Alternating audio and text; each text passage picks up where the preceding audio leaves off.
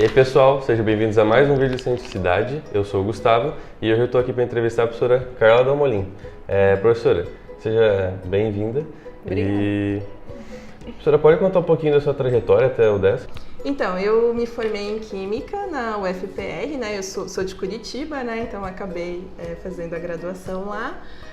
Quando eu terminei a graduação, como não tinha ainda o mestrado lá, a pós-graduação estava começando, não tinha nenhum orientador na área que eu queria, eu acabei indo para São Carlos, então eu fiz o mestrado lá em São Carlos, na Universidade de São Paulo, no campus de São Carlos. Depois fui fazer o doutorado na UFSCar, que é a Federal de São Carlos, né? Mudei de instituição, mas fiquei na mesma cidade.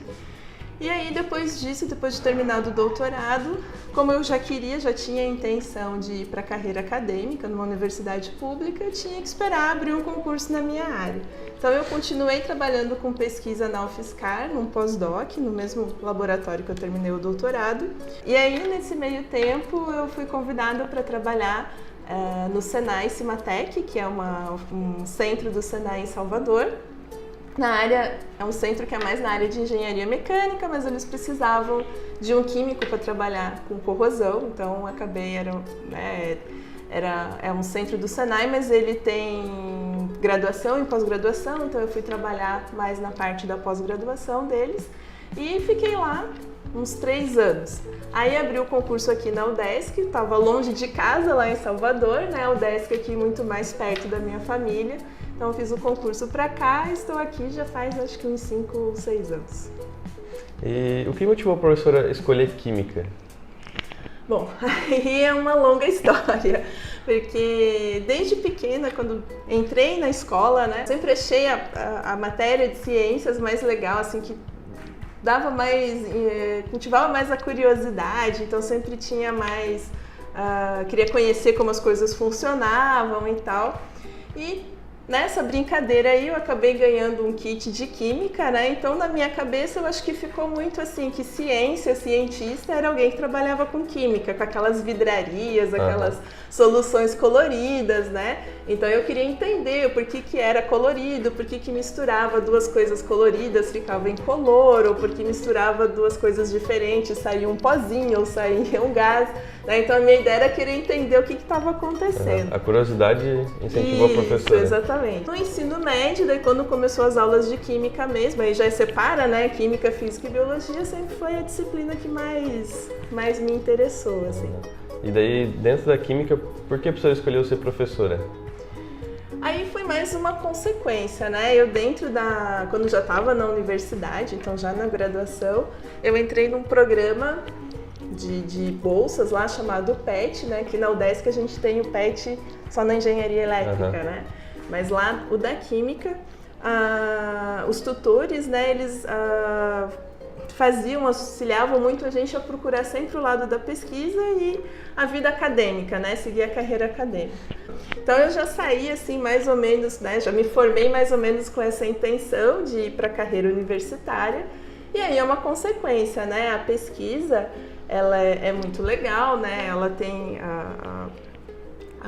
o objetivo, né, de gerar o conhecimento, da gente buscar respostas, mas não adianta nada a gente gerar um conhecimento e não passar isso para as outras pessoas, né? Com certeza. Então, assim, eu acredito que o trabalho do pesquisador passa também pelo trabalho da transferência do conhecimento, e o ensino acaba sendo uma dessas formas, né? Então, eu digo que eu sou professora meio que por consequência, né? Eu não sou formada em licenciatura, eu sou formada em bacharelado em Química, mas estou aprendendo a lecionar também. E sobre a pesquisa que a professora falou, o que a professora desenvolve aqui dentro da UDESC? Bom, o que a gente começou a desenvolver aqui na UDESC é meio que também uma consequência do que eu trabalhei no mestrado, no doutorado e depois, né, nos pós-docs que eu acabei fazendo. Eu trabalho com um material chamado, o nome difícil dele, digamos assim, é polímeros condutores, né? Então só vamos explicar um pouquinho o que isso significa. Então polímeros é o nome mais acadêmico, digamos assim, mais técnico para os materiais que a gente conhece como plásticos, né? E, na verdade é um pouquinho mais diferenciado que isso, mas a gente pode imaginar num plástico, né? E condutores são materiais que conduzem eletricidade, então como o fio de cobre, né? Os metais em geral conduzem eletricidade. Os polímeros condutores, então, são plásticos que conduzem eletricidade, né? Então, quando eles começaram a ser estudados, começaram a ser descobertos, eles até foram chamados de metais sintéticos, porque seria uma forma de a gente produzir um metal no laboratório, né? Um material condutor como o metal, mas que eu pudesse fazer em laboratório. Não é bem assim, não é tão fácil assim, mas existem várias aplicações para esses materiais, né? Entre eles tem as baterias, sensores, músculos artificiais, que são materiais que conseguem se dobrar e levantar peso se a gente aplica um circuitinho nele, mandando ele fazer isso. Né? A gente tem as janelas inteligentes, que são janelas que escurecem ou que ficam mais claras, de acordo com também um circuitinho, a gente liga e desliga, né, e tal.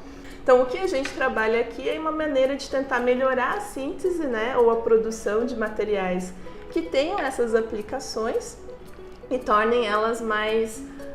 por isso que aí tem o lado um pouquinho da engenharia, que eu entrei em contato um pouquinho, né, quando fui trabalhar no Senai, de tornar eles mais viáveis para serem aplicados, né, tecnologicamente e colocar no mercado, digamos assim, né, sair um pouquinho da escala de laboratório, onde esses materiais já são bem conhecidos, e levar eles um pouquinho para uma produção maior. Porque quando a gente tenta, né, produzir em escala maior, a gente acaba encontrando outros problemas, né, do que produzir só no laboratório, então a gente está tentando resolver esses problemas.